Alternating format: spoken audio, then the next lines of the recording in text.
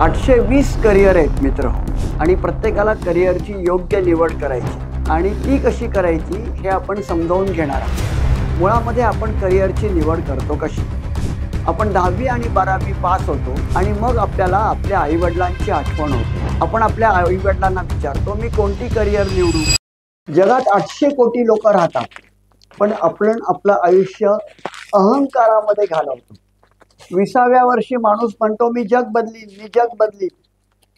40व्या वर्षी तो म्हणतो मी राष्ट्र बदलीन, राष्ट्र बदलीन। 60व्या वर्षी तो म्हणतो मी कुटुंब बदलीन, मी कुटुंब बदलीन। आणि 80व्या वर्षी तो म्हणतो मी स्वतःला देखील बदलू शकलो नाही।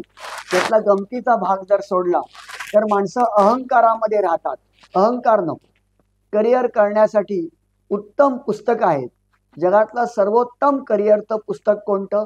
7 habits of highly intellectual people और 7 habits of most successful people हे जगातलं सर्वोत्तम करिअरचं पुस्तक आहे। प्रत्येकाने दासबोध वाचला पाहिजे। दासबोध वाचून आपण चांगली करिअर करू शकतो। कारण समर्थ रामदास, तुकोबा, ज्ञानेश्वर या संत महंतांनी एक गोष्ट नक्की सांगितली। ती गोष्ट म्हणजे अहंकार नको। चांगले मार्क मिळाले की अहंकार येतो, पैसा आला की अहंकार येतो, गाडी घेतली की अहंकार येतो, बंगला घेतला की अहंकार येतो। पण अहंकार नसेल तर चांगली करिअर करू शकतो। म्हणून मी आत्ताचा जो एपिसोड आहे त्याच्यामध्ये करिअर करण्याची पथ्य या विषयावरती बोलतोय। 7च पथ्य आहेत। एक तर आपण करिअर करण्यासाठी उत्तम अभ्यास केला पाहिजे। मी असं म्हणणार नाही प्रत्येकाने डॉक्टर श्रीकांत जिचकार यांच्याप्रमाणे 16-18 तास अभ्यास करा असं मी म्हणणार नाही। किंवा भारताचे पहिले अर्थमंत्री सी.डी. देशमुख यांच्याप्रमाणे UPSC MPSC ला पहिलं या, ICS IAS व्हा असं मी म्हणणार नाही। पण रोज नियमाने 2-2.5 तास आपण अभ्यास केला पाहिजे। काही पुस्तकं वाचली पाहिजे। उदाहरणार्थ दोन्ही दांडेकर यांचं माचीवरील बुधासारखं पुस्तक किंवा कुण्या एकाची भ्रमणगाथा हे जगातलं सर्वोत्तम पुस्तक आपण वाचलं पाहिजे। आणि म पुरंदरे यांचं राजा शिवछत्रपती हेही पुस्तक आपण वाचलं पाहिजे। करिअरचं मार्गदर्शक पुस्तक कोणतं? जगातलं करिअरचं सर्वोत्तम पुस्तक हे चक्क आपल्या मराठीमध्ये आहे। त्याच्यासाठी उत्कृष्ट अशा लेखिका वीणा गवाणकर यांचं सर्व मराठी माणसांनी आभार मानले पाहिजे। पुस्तकाचं नाव एक होता कारवर हे पुस्तकाचं नाव। कारवर अमेरिकेमध्ये जन्मला, अमेरिकेमध्ये वाढला। अमेरिका आपल्याला हसते काय तुमचा देश, तुमच्या देशामध्ये जाती व्यवस्था आहे। डॉक्टर राम मनोहर लोहियांनी म्हटलं की जात नाही ती जात। त्या जाती व्यवस्था दूर करण्यासाठी डॉक्टर बाबासाहेब आंबेडकर, शाहू फुले, पंडित दीनदयाळ उपाध्याय, स्वातंत्र्यवीर विनायक दामोदर सावरकर यांच्यासारख्या अनेकांनी आपलं पूर्ण आयुष्य दिलं। पण राम मनोहर लोहियांनी बरोबर सांगितलं होतं की जात नाही ती जात। ती जात जन्मापासून मृत्यूपर्यंत माणसाला चिकटते। त्याच्यावरती अमेरिकेने सडकून टीका केली आहे आणि ते अगदी बरोबर आहे। पण जॉर्ज वॉशिंग्टन कारवर अमेरिकेमध्ये जन्मला तेव्हा निग्रोना शिक्षण नव्हतं। तो निग्रो म्हणून जन्मला, निग्रो म्हणून वाढला। 60-70 शाळा कॉलेजमध्ये ॲडमिशनसाठी त्यांनी अर्ज केला। कुठेही त्याला ॲडमिशन मिळाली नाही कारण तो काळा होता, निग्रो होता। एकेकाळी आपल्या देशामध्ये गोर गरीब दलितांना जी ट्रीटमेंट मिळायची तीच ट्रीटमेंट अमेरिकेमध्ये जॉर्ज वॉशिंग्टन कारवरला मिळाली।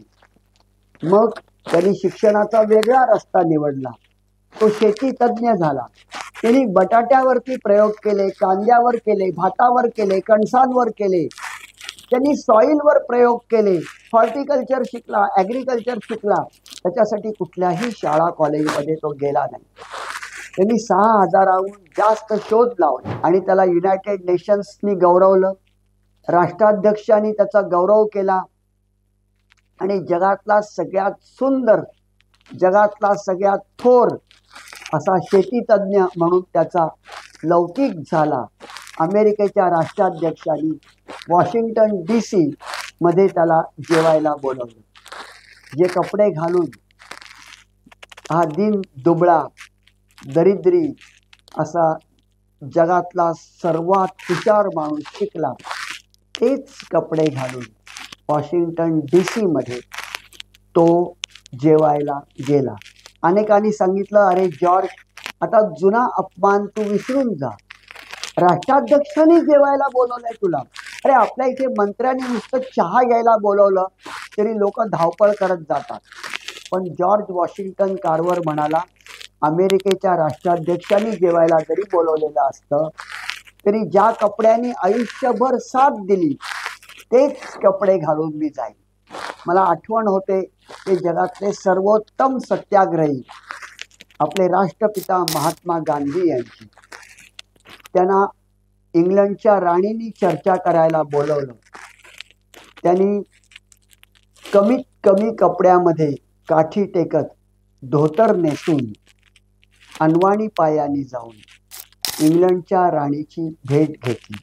त्याच्यावरती लंडन टाइम्सनी हेडिंग देखील दिलं होतं, ज्या कपड्यांनी आपल्याला साथ दिली, ज्या मातीने आपल्याला साथ दिली, ज्या आईवडिलांनी आपल्याला साथ दिली, ज्या शाळेने आपल्याला साथ दिली, त्या शाळेचं आपण ऋण कधीही विसरता कामा नये.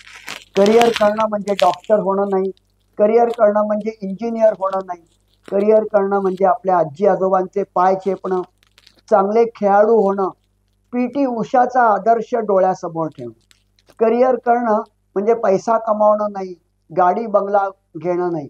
करिअर करणं म्हणजे जॉर्ज वॉशिंग्टन कार्वरची पुस्तकं वाचणं.